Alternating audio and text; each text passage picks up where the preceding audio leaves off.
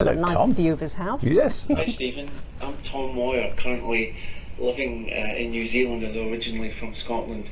I wanted to ask you a simple question. What's the difference between British humour and American humour?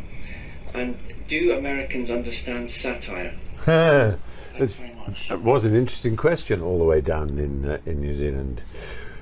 I've often thought that with American humour, it's certainly if you talk the average sitcom in Yes. America, it's based on jokes. I mean, real jokes, and there are exceptions.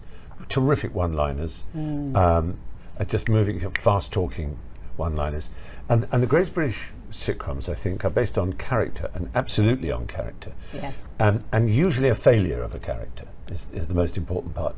You know, the great sort of the Mount Rushmore, the British Mount Rushmore of comic heroes are all rather similar. They're all trying to be grand in a world that is letting them down. Whether it's Captain Mainwaring in Dad's Army, he's kind of, trying to be, and all right, Wilson, and everything's going wrong. Whether that's true of Harold Steptoe. You're too young to remember, but No, I do remember it's true of Tony Steptoe's Hancock. son. It's true of Leonard Rossiter in Rising Damp. It's true of Basil Fawlty with his ties and his blazers. It's true of Alan Partridge. It's true of David Brent. They're Yes. all failures. They're all hopeless. Yes. They all think they're great, but we see that they just don't get the modern world, and they can't properly react with them.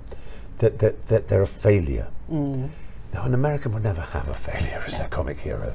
Well, they The American celebrate hero is success. faster, sharper, cleverer. Yeah. I remember seeing a huge successful comic film when I was a teenager, late teenager, I guess early 20s, Animal House. You remember Animal House? And there's a scene where there's a toga party, a famous toga party, and there's a John Belushi in his toga goes up the steps, and there's a folk singer who's playing on a guitar, and John Belushi just grabs the guitar and smashes it and kind of waggles his eyebrows at the audience, and everybody laughs. And I remember thinking, yes, an American comedian would want to play John Belushi. A British comedian would want to play the folk singer, Yes. the pathetic. Yes. Oh, and there are all kinds of social reasons for that, but we laugh Yeah. at ourselves. Yeah. Americans, I think, and I wouldn't overstate this, are not that good at laughing at themselves. Yeah. There's They not don't- that much self-deprecation. No. I remember Jonathan Lynn, who's a great comic hero of mine. He was one of the co-writers of Yes Minister and Yes Prime Minister, and, Yes. and directed the wonderful My Cousin Vinny, which is one of the great comedy films, I think. And he said, when I was first going to America regularly, he said, don't make the mistake at a dinner party of having a sort of real kind of typical English discussion where you go, no, that's rubbish. But the truth is this, because an American will go, did you just say what I said was rubbish? Excuse me?